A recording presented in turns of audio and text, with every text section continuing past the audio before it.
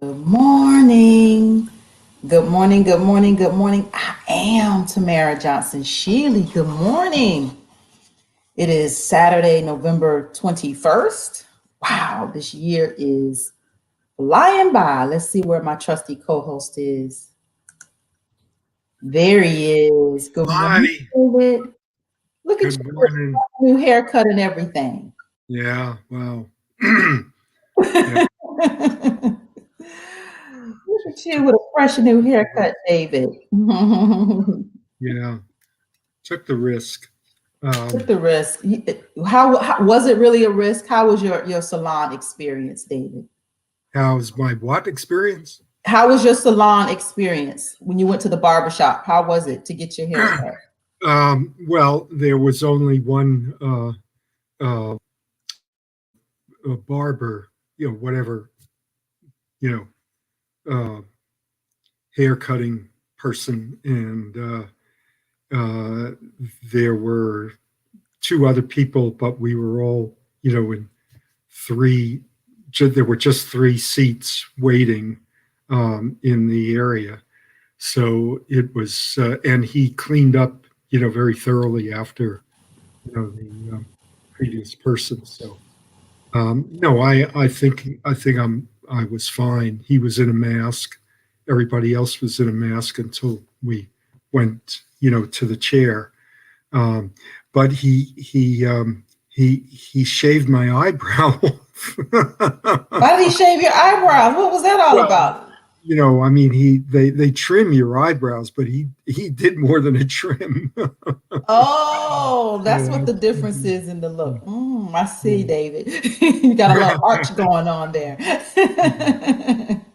So I'm bald. I've got a bald. Well, it's not really. It's just stubble at this point. But I'm not too worried about it. Well, who needs eyebrows? I'm just joking. No, no. I mean, it's not like I'm going to win any beauty contests anyway. So You look great. you You might look as well great. see me. Uh, So yeah, so I've been watching my industry very carefully, the salons uh-huh. and barbershops, and Yeah. paying attention and following the news. And honestly, I believe the beauty and barber industry is doing relatively well. Relatively well. We haven't. I follow our stories in our industry. I follow professionals. I talk to them a lot, and our industry is, we are essential workers, David. You needed that haircut, didn't you? You needed that haircut, and getting personal care services is not just physical, it is mental. So you look good, you feel good. In my industry, I believe we're doing a really good job at health and safety, and keeping our clients safe. I really believe we are. And I don't want to see our governor or any other state shut us down again. I don't want to see that happen. And I know that is happening up in New York. I think they've shut down the schools already, which they're all probably all virtual now. But I don't want to see them shut down salons and barbershops, because we can keep our clients and keep ourselves safe. Well, the thing is, Tamara, that almost all of these. Good morning, everybody. Oh, expert stylist. Hi, Denise. Well, I think one of the things that I've been hearing or listening to or watching, from the people, from the epidemiologists, is that the biggest issue now is family and friends gatherings. Um, it's the we can control big events, but I have a relative who just told me that they're going to have a big Thanksgiving, and ain't nothing anybody can say to stop them. So I think that's really where we're going to have the biggest problem. And And honestly, I don't have a problem with that, David. I think I'm gonna push back on you with that one, because I don't think, I think if people are mindful and careful, this is something now, COVID is something now we have to live with. We have to live with this. And like, I'm very careful when I go around people, because I don't, I could be a carrier. So I'm mindful of the people around me. I'm wearing my mask. I'm washing my hands. I'll stay as far, I won't get in anybody's face. But I don't want to see us not live in the midst of this, David. Well, I'm sorry, but that's just not. I don't think that's, at least from what I've seen from the epidemiologists and everybody who's talking about this, from Fauci on down. Um, the biggest problem that we have is that people are not taking it seriously. That there's a whole mass of tens of millions of folks who think it's a hoax. Um, that the statistics are being ginned up, that the doctors are using it to make profits for themselves. When we have, But let me ask you, David, stay there uh, with that thought. yeah. Let me ask you, how many people do you hang around feel like it's a hoax? It's not me, but there's Exactly. So if you're not around anybody that feels like it's a hoax, then you're being around people who are just as careful as you are. So if those people think it's a hoax and they don't believe that it's a real virus or whatever they believe, let them all hang around each other and let them, that's spread not it the way amongst it works. themselves. That's not the way it works. That is the way it works, because when every time I go No, anywhere, it it doesn't work is. that way. It There is, are because every time I go somewhere, David, I'm careful. I go to the grocery store, I'm careful. Pump gas, I'm careful. I am very mindful and I try to be careful. yeah, Those but people that are thinking it's a hoax, they're not careful. I understand that, and that's the problem. We have 70 million people, 72 million people who voted for Trump, and a continuous, a considerable number of those people who are not, who are commingled with the rest of us. It's not um, you know, we're not in two separate, segregated, hemispheres of the country. And every time somebody gets sick uh, and has to go to the hospital, that's a hospital bed that an emergency, surgery or a heart attack or something can't be used for. It is stretching the skilled providers to their limits. We hear about that all the time. They are totally wiped out. Um, and it's not a matter of hospital beds anymore. It's a matter of the stamina of the skilled people who are dealing with ICU, care. And so, it really is not simply an individual issue. And on top of But we that, can take individual responsibility. Like yeah, but it's not an because we individual. cannot, but we can't, but this is America. And that's what I love about being in this country, is that we are quote unquote free. And I don't want to infringe on somebody's right. If you don't want to wear a mask, that is you. Just don't Okay. come around me. But Like the logic is that if that's the case, you don't have to stop at stop signs if you don't want to. You just take the risk of getting a ticket, or running a red light. that's Or not the same thing, David. that's what people are arguing, is that it is exactly the same thing. We have social and collective responsibilities to each other, and But if and those people don't want to be responsible for my health, I'll take responsibility for my own, and I will stay away or stay okay, far enough away from them that they're not in my you don't personal know who space. they are. You don't know who they If are. somebody walks up, if somebody is around me and they're not wearing a mask, I'm not going to get that close. I'm going to try. Okay. I'm going to try. Or if we're outside, may not be as paranoid about it, but in a Yeah, I understand what you're saying, and I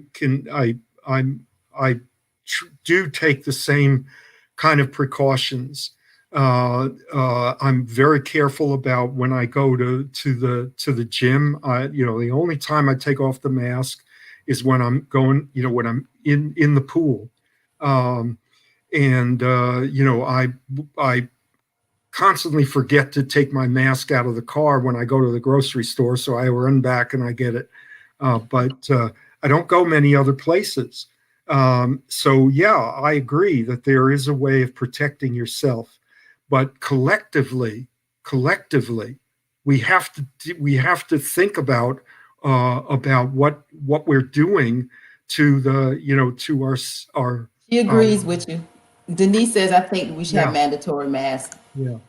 I would like for us to do the right thing, but when you start to create policy where you mandating that everybody does, this is where you start to step on toes, and this is not who we are as a nation. This is not America. This is not how we operate in this country. I mean, I think that there's a lot of if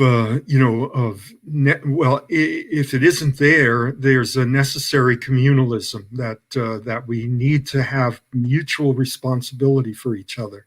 And I Uh, agree, but it and, doesn't but when it doesn't happen, I don't want to hold you responsible for being responsible for me. okay, well, we are dealing with a much more complicated situation than that, because this has been the issue, unlike anywhere else in the world, the issue of wearing masks and doing these precautionary measures has become political, and that just complicates the situation even more. We're really in a the number of cases. I don't know if I watch the news every night.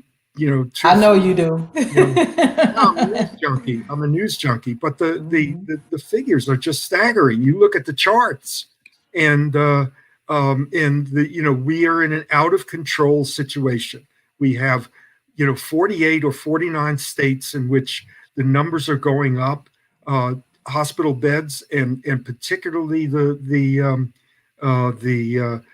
healthcare workers themselves are being stretched to their limits. There's nowhere to call on. I mean, in April, New York City could call on the rest of the country and get backup, what do you call it, ICU workers to come into the New York area. That's not possible anymore.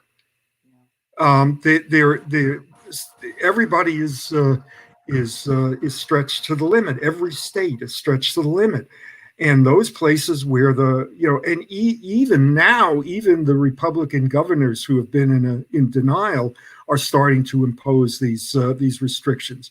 But there's a whole group of people now who are by the millions are convinced that this is that there's nothing to this. And as I say, I've got people who I know are who are going to have a large Thanksgiving get together, and there's no way to determine that whether that's whether you're just, it's like playing Russian roulette, and it's and the people who suffer are not necessarily the people who are doing the transmitting. That's the other side of it. Because there's a lot of people who transmit and don't suffer many symptoms. May even be asymptomatic. So we're dealing with a much broader issue than just personal freedom. We're talking about putting stress on the society, which is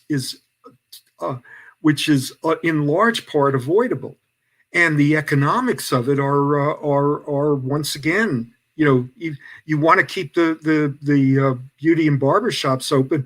What about the schools?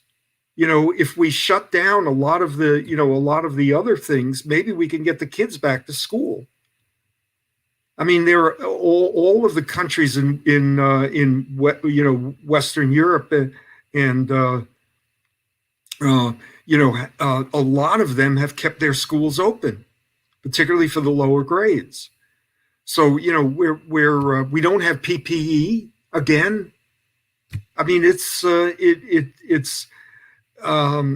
anyway. I just think No, you're on your soapbox, David, and I let you have your moment, but you have not convinced me. And Denise made a comment that, saying no penalty or consequence, and that's deadly. But I didn't say that.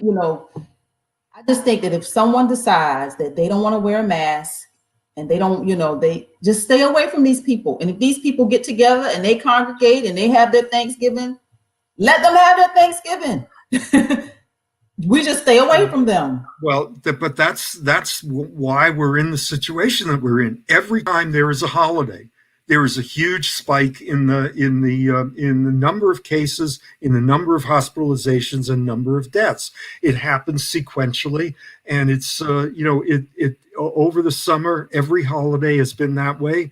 Now we're not only are we in the situation where the holiday gatherings are going to do that, and as I say, they're family gatherings. They're small groups. They're not.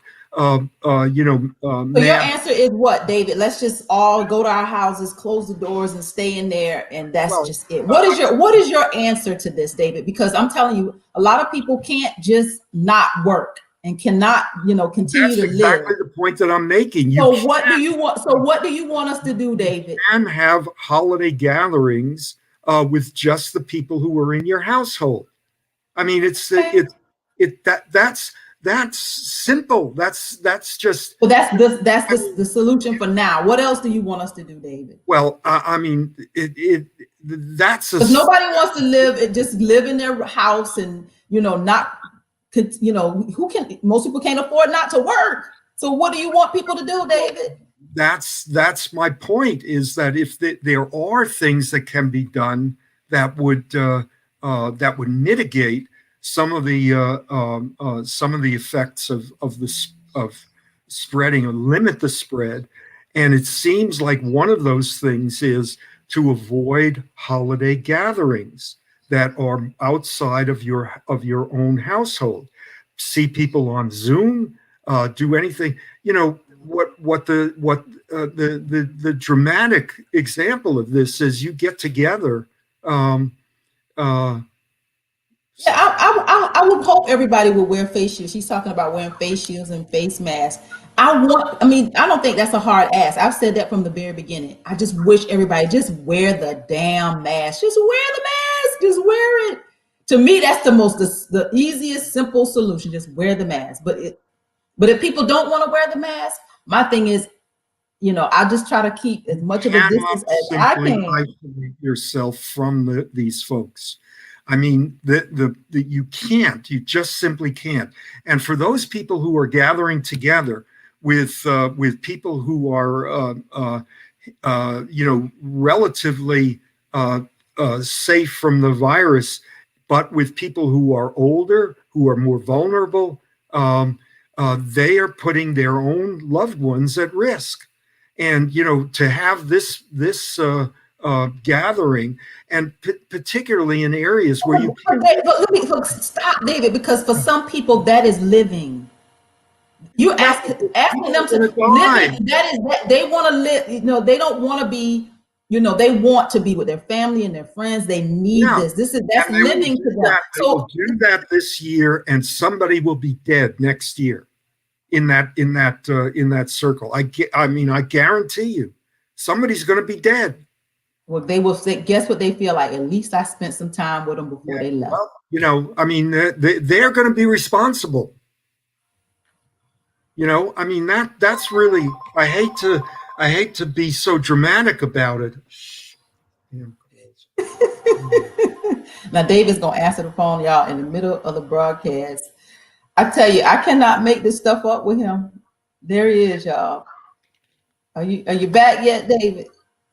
I was just trying to get the phone. I get these robocalls, and they just I should have It's okay, David. It's okay. So here, guess what? Let's shift gears a little bit, because I don't think you convinced me, and I damn sure hadn't convinced you. No, I really we're just going to be on opposite ends of the spectrum here. Yeah. I would hope that people would be safe and be mindful, but just people want to live, and we got to figure out how to live in the midst of this pandemic. And I get that. So good morning, Luann. Good morning. So guess what's coming up, David, on the next 4 Saturdays? I know you won't be here the first Saturday in December, but the next 4 Saturdays, David, we have candidates in my race Yeah, that on the sounds broadcast. really interesting conversations that are coming up. Yes. I thought Yes. maybe today we'd talk a little bit about this thing that I brought up to you about the voter participation in Atlanta. That's in the article, because I think we should really talk about the runoff, the Senate runoff races. If you Let's go, David. Look, it's what's on your mind Saturday. Let's talk. Well, I've been gathering some information and listening to some. And you tapping on the table, David. Yeah. And there was just Atlanta Progressive News, which is this online news service, had an article yesterday that 167 voting precincts in Atlanta. There are about a dozen of them, or half a dozen of them, in the northern part of the city, where the voter participation rate was above 70%. And in the southern part of the city, a half a dozen or more of these precincts in which the voter participation rate was lower than 40%. Okay. Now, the north part of Atlanta is predominantly affluent and European American. The southern part of Atlanta is predominantly African American and either working poor or poor or in poverty and unemployed. So the question that I have is to Stacey Abrams, to the Fair Fight Georgia, and all of the people who have supposedly been registering and mobilizing all these tens and hundreds of thousands of people over the last couple of months, is how come the voter participation rate is so low in the and this is just a sample. I mean, what we have to ask ourselves is who is being reached by the voter mobilization by the Democrats, and just what is, as I asked you, what is the Democratic coalition in Georgia, if those people are not part of it, because clearly they're not. If the vote, I mean the average 59%, about 60% voter participation in the city of Atlanta overall, 220,000 votes cast out of 370,000 registered. So say that number again, 60%, but what was that number again? Yeah, I'm rounding off. It's 59. I just didn't want to, in other words, yeah. Three-fifths of voter is voter participation, and the raw numbers are about 220,000 out of 370,000 registered voters. Okay, mm-hmm. Okay. And that's the city of Atlanta. That's just the city itself. Mm-hmm. I mean, that's what the statistics were in the Atlanta Progressive News, but just for the city, not Fulton County, but just for the city. And what those statistics, that I said, that there is high voter participation, higher than the average in the northern precincts, and way, way lower than the average in the southern precincts. And that really marks the same divide that Robbie has been talking about, for months and months now, and the same level of representation, and who gets their voices heard in the.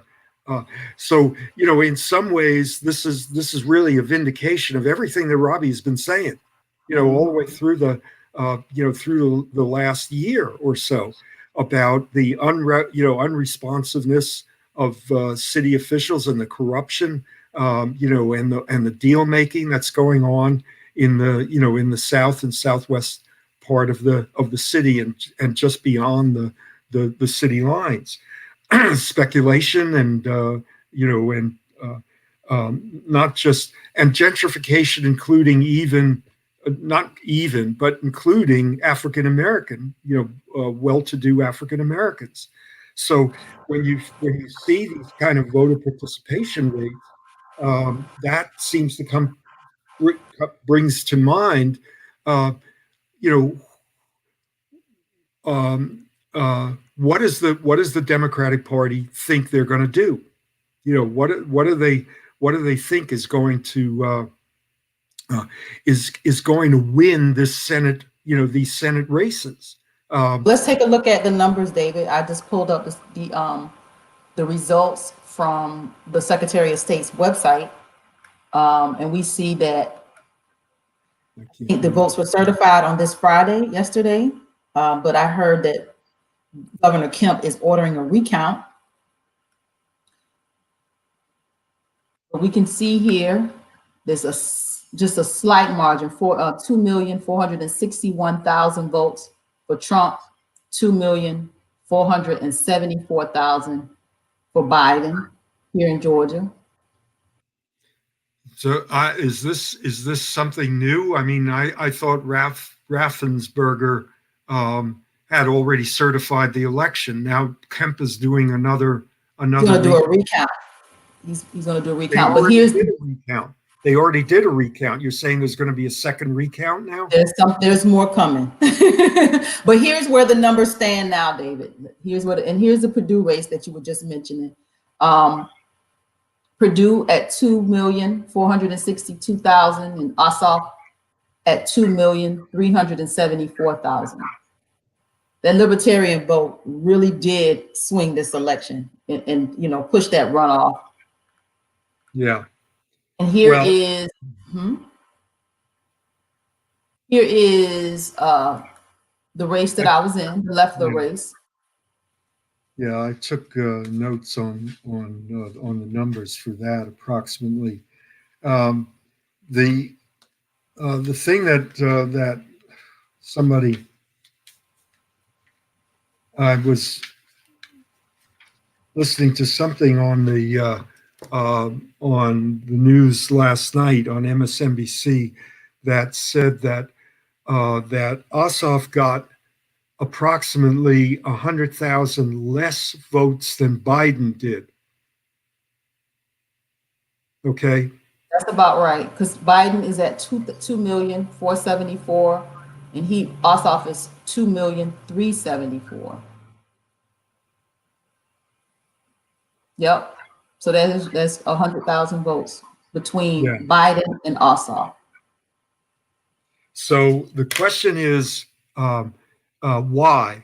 I mean, that's a really big issue to figure out, because if Ossoff is going to win against Purdue, not to mention Warnock against Loeffler, they're going to have to figure out where to make up that 100,000 votes, and why those 100,000 votes that went to Biden did not go to Ossoff.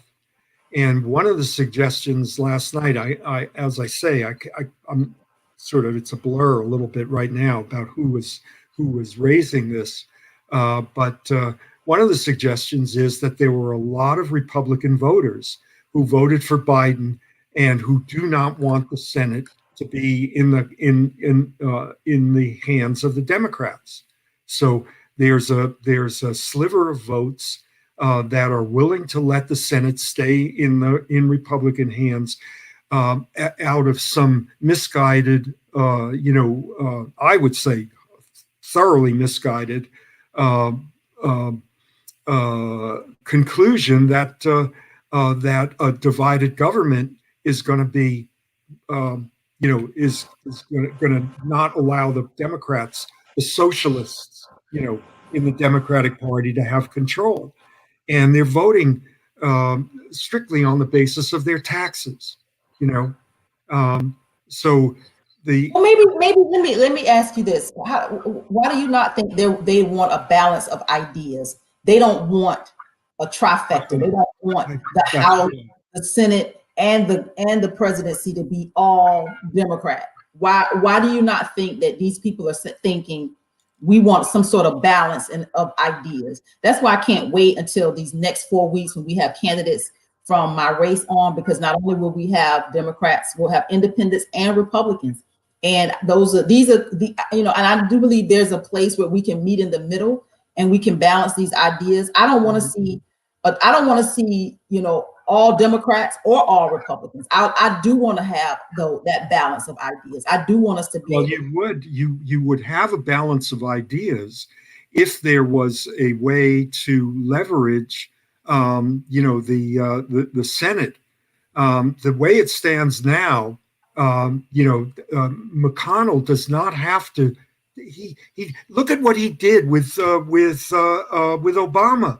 I agree, David. I'm not arguing with you there. I agree. So the question is the only way to get leverage is to have a I think not the only way, but it certainly is going to be a lot easier to have leverage if there's this thin majority, Democratic majority. First of all, the chairs of Senate committees, as is the case with the House, the chairs of House committees and Senate committees have an enormous amount of power to decide on subpoenaing people to testify, all of these, setting the agenda for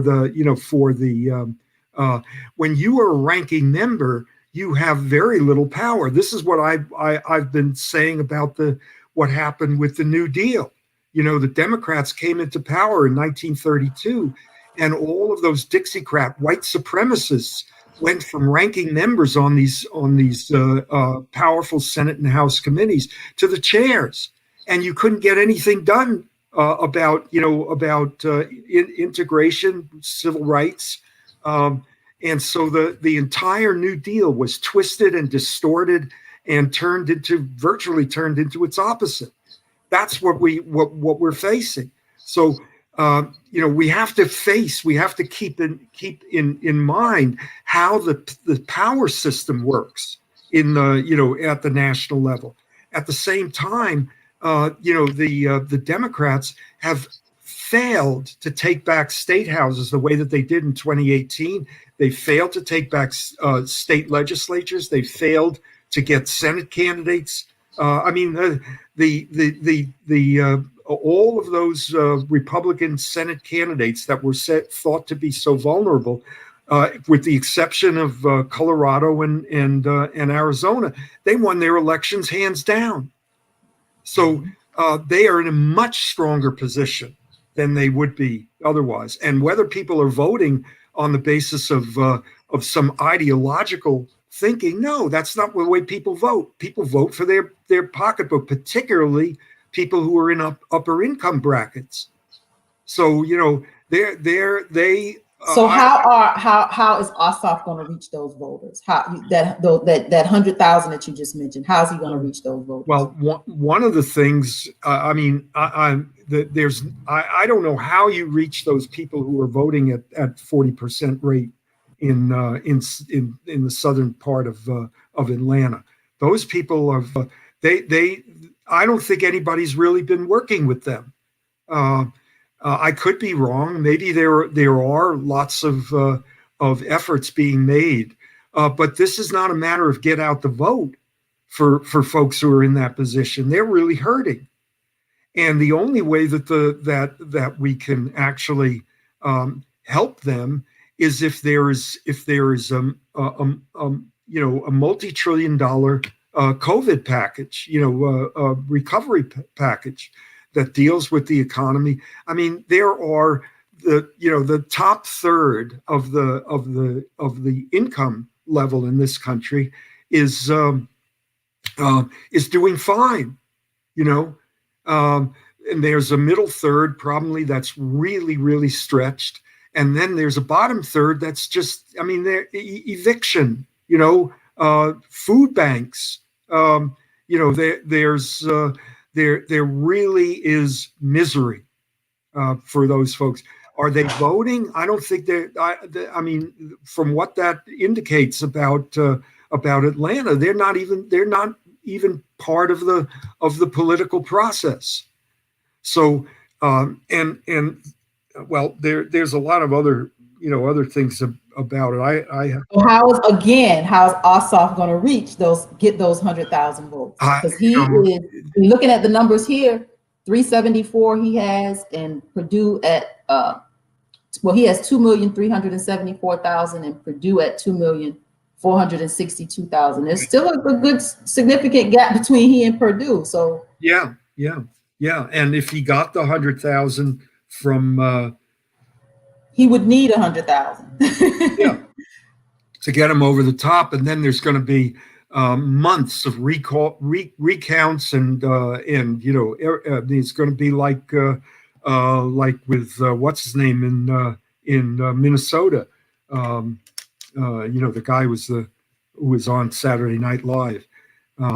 So even in the Leffler race, I mean, even if we look at all of the candidates in this race, okay, Warnock ends up with 1.6 million, right?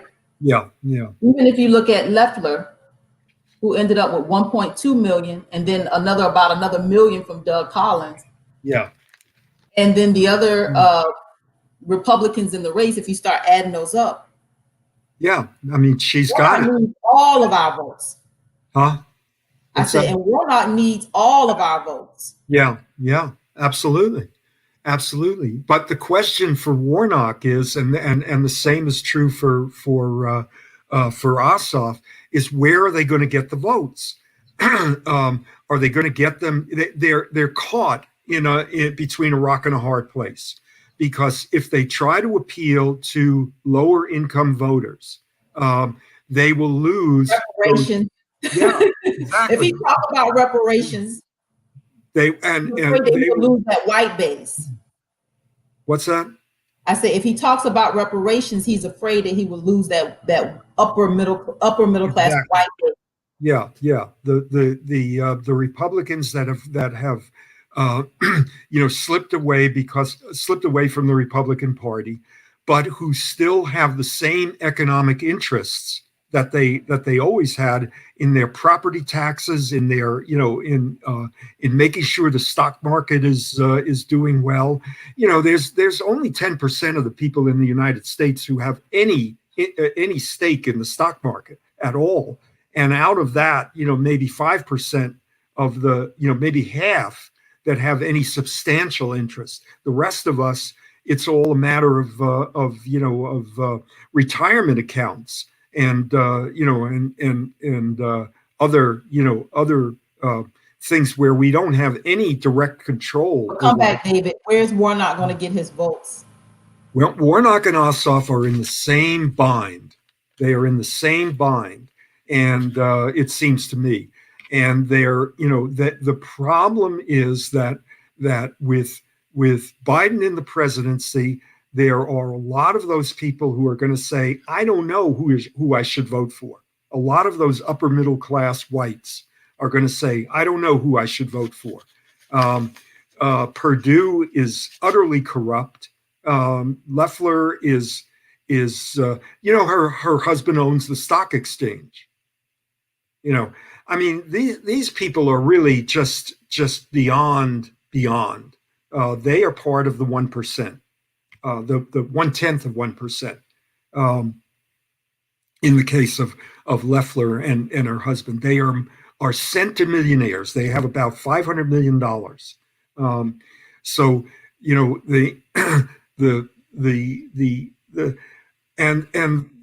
that's your camera. They look like you're sitting kind of low.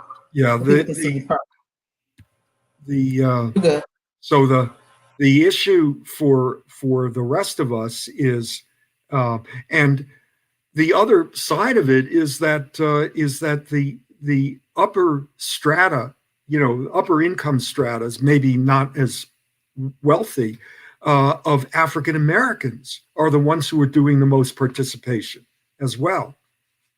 And I really think there's the, So how are they going to win, David? They're going to have to make a decision. That being caught between this rock and this hard place, well, I they're going don't to have to see, make a decision. Where are they going to get these votes from? yeah, I don't see that they can that they're going to go for some kind of radical, you know, that's not who they are. First of all, you know, they are mildly progressive at best. I mean, Ossoff doesn't support the At Green New best, Deal. at best, I No, wouldn't even give them progressive, but okay. yeah. I mean, I just saw him, 3 or 4 days ago. He does not support the Green New Deal. He doesn't support Medicare for all. He supports Medicaid expansion, which would be a blessing to Georgians if he could do that. But he's moderate, and from what I could tell, Warnock is cut of the same cloth. He's in the same. So we can. I don't know how they are going to get the votes. I mean, and the other thing is they are avoiding the whole question of having a Senate majority. Well, actually, they're not. They're raising it over and over and over again, but they're avoiding the whole question of how they're going to address the people who might be turned off by having a Democratic Senate majority, who are part of the constituency that they need. Clearly, there's 100,000 people out there who voted for Biden and didn't vote for Ossoff. We can't say the same about Warnock because it was too big a field, but they are joined at the hip at this point. And if one of them loses, the whole motivation is defeated, right? Because they won't have a Senate majority. I think if either both of them are going to win or both of them going to lose. Yeah, I don't think it'll be one will win and the other will I lose. agree, but I don't see that that there is. I mean, there are some good signs of what's been happening. Carolyn Bordeaux winning, in the 7th congressional district, finally, after 2 tries, getting in, and a number of other things that are going on. But look, what we're talking about when we talk about the southern part of Atlanta, that's John Lewis's district. That's his congressional district, and there's only a 40% voter participation rate. I mean, that's kind of, dumbfounding. With all of the raising him to sainthood, that really is makes you wonder. It makes you ask questions, makes you think. So, one of the things that's going on here, and I guess I would kind of put this, in a class perspective. All right. There is one working class in this country that is deeply divided between European American and African American, or between people of color and white. And everything that we do, everything that the progressives in this country on both African American and European American, everything that we do makes it harder to bring those two groups of people together. Every statistic, every time. I mean, I don't want to get. I'm not. When I say identity politics, I mean shorthand. All right. I'm not condemning the efforts to to build solidarity around the cultural and heritage identities of various people, except for whites. There is no such thing as a white person in this country, except that it was invented by the ruling class to provide a social control stratum, to add to the social control stratum. So every time people use that word white without quotes around it, quote, scare quotes around it. What they are doing is reinforcing the white race as a social control formation, as a social control stratum. Every time they do it, all of the statistics are that talk about white versus black or white versus black and Hispanic are perpetuating the association of working class European Americans with the white race, which is the whole purpose of how this country has functioned for 300 years. And it wasn't always that way. There was a time before there was a white race. It wasn't 1619. I mean, Ted Atkins. When was it, David? Because all we know is black and white. When was it? Well, when was there not a white race? In the late 17th century, after the Bacon's Rebellion of 1676, 100 years before the Declaration of Independence, there was an uprising in Virginia, and the ruling elite, the plantation owners, figured out how they were going to use the European American bond servants, because they were people were slaves. Europeans were slaves. You got to understand that that's what was happening between 1619 and then the 1680s, and they were being put into perpetual. They were sold between plantation owners. Bond servants were bought and sold. They were used as collateral. You're saying 1619 to 1680. During that time, white people were slaves. No, there were no white people. There were the people that had European Americans, but there were no white people. They didn't use that. They didn't even use that language. And then after 1680, they began to pass laws that drew this color line between black and white, and I mean, you have to in the 1640s, 50s, and 60s into the 70s, European American and African American workers, bond workers, they fought against their bosses. They ran away together. They intermarried. Then something happened after 1680. Well, this revolution happened. And when the planters got back into power, they used their power. Nobody could vote except for them. There were property restrictions, and they used their power to create two separate categories and statuses for the workers. One was hereditary chattel bond servitude for people of African descent, except for those who were already free. And there were lots of them. But in the period before some of them, not maybe lots of them. There were some of them. Lots of them were free because they went through the bond labor, and they got their manumission from the debt. It was a debt. That was the pretense anyway. But the point is that. I mean, I'm getting into the weeds here. I just want to make the point that there was no color line before the 1680s, and really it really only begins to get started in the 18th century.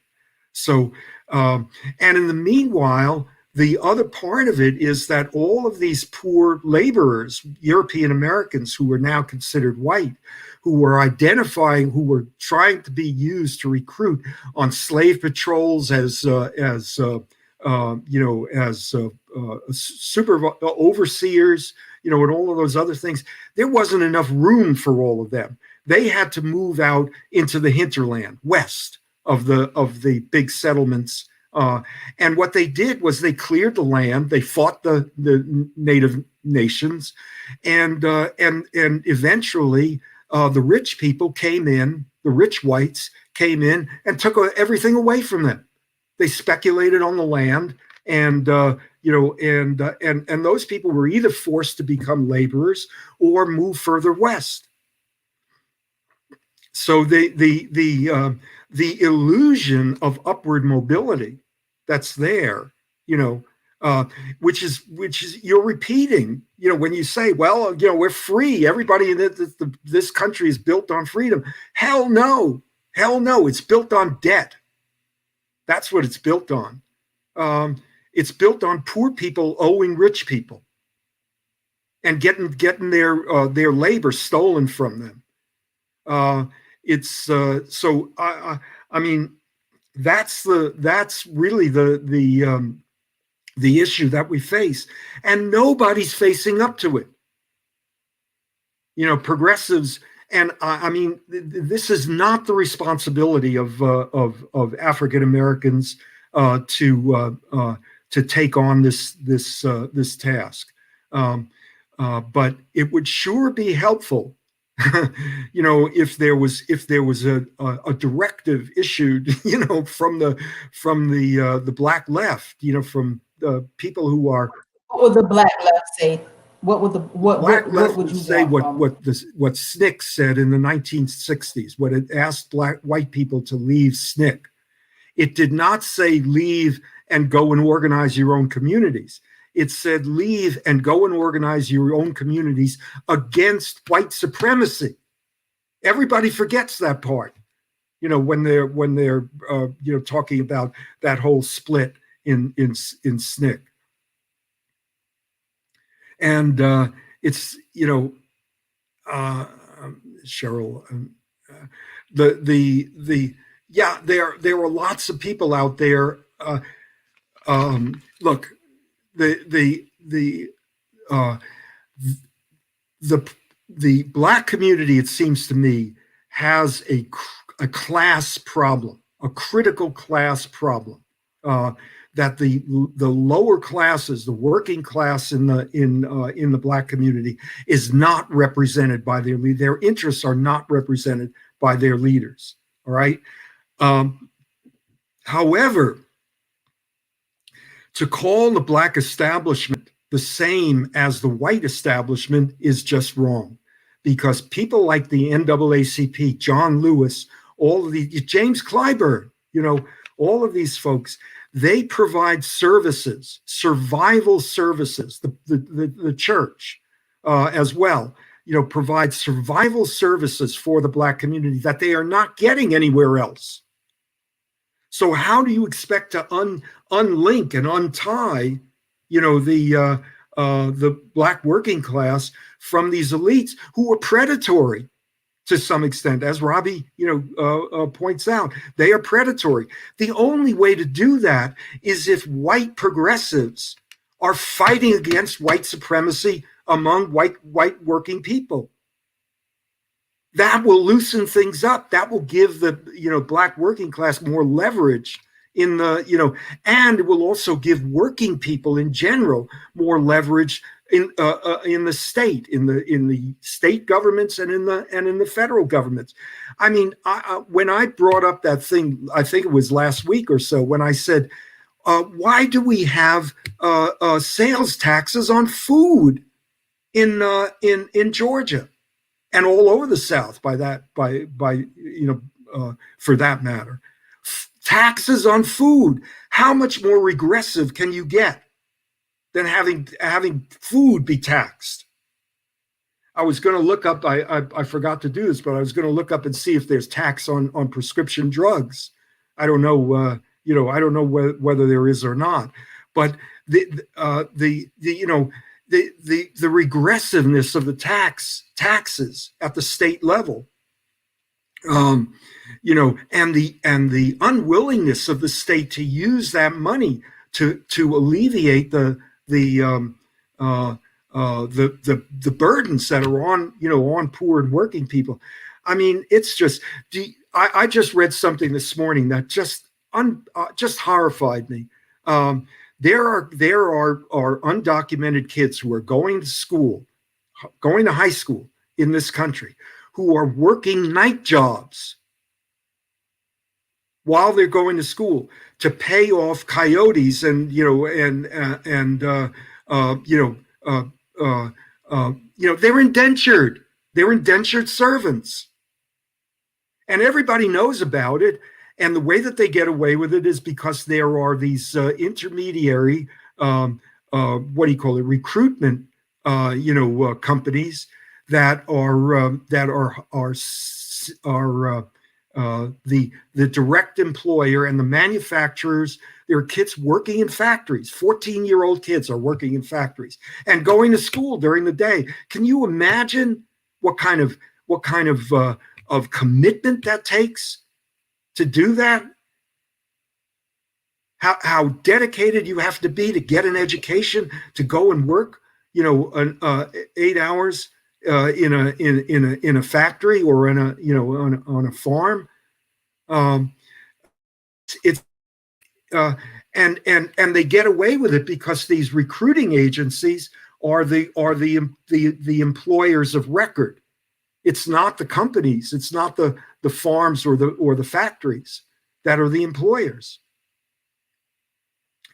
So we have hundreds of thousands of kids that are doing that. I mean, how do we, the whole question of solidarity,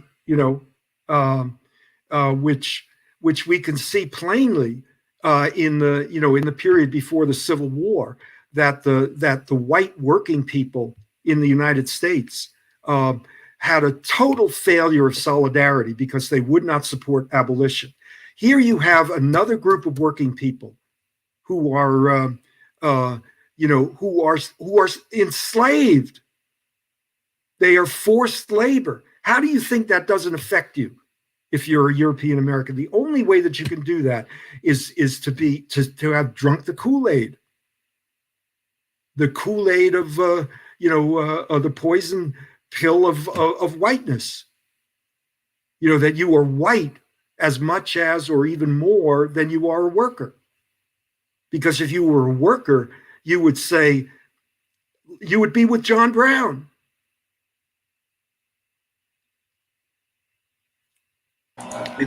You have it this morning, David. I actually, you can hear my my yard is being done, so it's kind of loud back there. No, I don't hear anything. Now I hear a little bit, but no, I mean the issue of how to address this centrality of white supremacy, so that the progressive movement. The only thing I can say at the end of this tirade, is those of us who are out here, European Americans who are trying to stop thinking and acting white, we could use some help, and by that I simply mean, making the point, that all of these issues could be, all of the dilemmas, like the Asaf Warnock dilemma, could be resolved if progressive whites were more on the class basis for fighting white supremacy. Let me put it that way: that it is in the interests of poor and working class whites to fight white supremacy, because that's going to build solidarity, and that's the only way that they are going to be able to better their circumstance. Otherwise, it's just going to get worse. I mean, it's been getting worse and worse and worse. And it's our fault. Me meaning, white progressives. Me meaning I'm inarticulate, lazy. I don't, write enough. I don't, get out there. I'm scared. Whatever resources I have to protect myself and my privilege, is the reason. It's us. We're the problem. Let me turn my mic back on. We are at the top of the hour. Yeah. The next 4 weeks, as I said, are going to be very, very interesting with candidates that were in my race. It's going to be very interesting to hear their take on this 2020 election Yeah. to the United States Senate. Very interesting. So stay with us the next 4 weeks, guys, from the 28th all the way to every Saturday leading up until Christmas. Y'all get ready. It's going to be good. And that's going to be the ongoing question. How do Warnock and Ossoff and Warnock get that 150,000 votes that they need? They got to get more than Biden, in effect. That means they're gonna have to rein in all the ideas, all the candidates, and we're gonna talk about that. We're gonna dive in, so y'all get ready. This is gonna be a great conversation. Not rein in, but encompass. They're gonna have to. Yeah, they're gonna have to rein us in, David.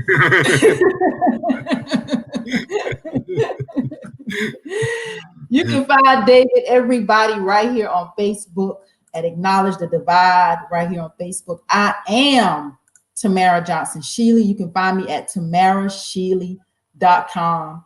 David, put your seatbelt on. These next 4 weeks are going to be great. All right. All right. Solidarity forever means white privileges never. Yep. We'll see you guys next week. Have a great one, everybody.